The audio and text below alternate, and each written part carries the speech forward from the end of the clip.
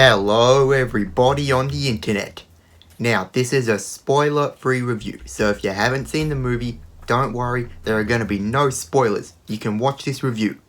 So as we all know, the other Suicide Squad movie was terrible. And I was excited for this because it's not a sequel, it's a reboot. And it's directed by James Gunn, who knows the Suicide Squad comics inside and out. And he did them right, gave them the right tone and rating. But I didn't love this movie as much as I thought I would. The Suicide Squad doesn't even try to connect itself to a larger world. This is a grounded story focused entirely on the squad. How the structure of the movie played out was pretty unexpected, and it's something that I had to adjust to. I honestly wasn't really invested for the first 20 minutes, so it took a while for the pacing to pick up. And James Gunn really makes this movie his own by doing things that other comic book movies haven't. With these awesome, unique and vibrant style choices. And I mentioned the tone and rating. This movie is rated MA, which is what the Suicide Squad is meant to be. And man is this movie gruesome, which I don't enjoy bloody violence. But the action is so cool. And there's really cool variety in all the different sequences and with the camera movements. And I loved all the use of practical effects. Of course, this movie has humor, and there are really hardcore times in this movie, but then the humor always happens at the right time. But James Gunn with an MA rating means a lot of dirty humor, and I hate dirty humor.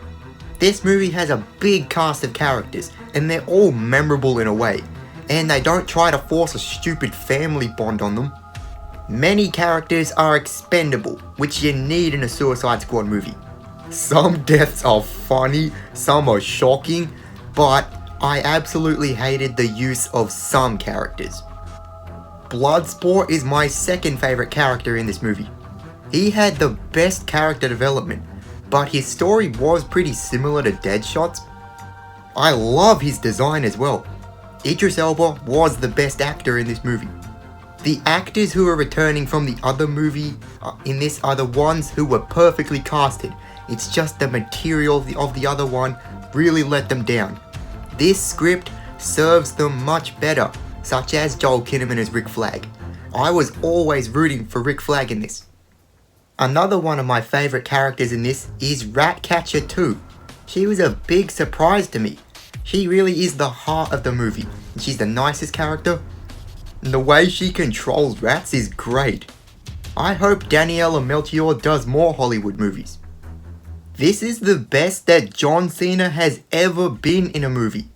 He's good at acting tough, and he has good comedic timing, and I really liked Peacemaker, up until the end.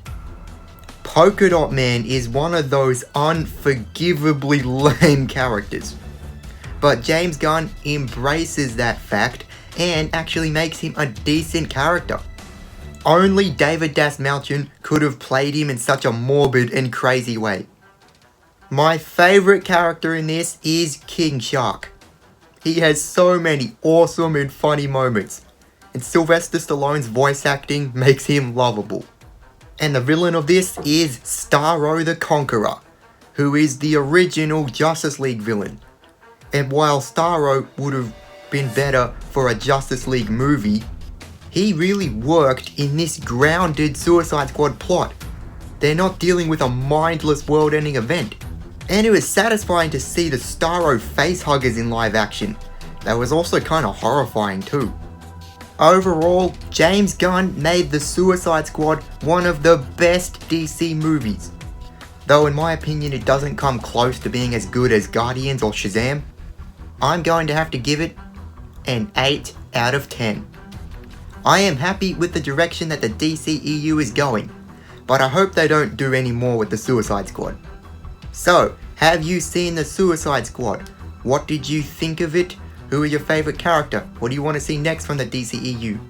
Let me know in the comments below, and may the Force be with you.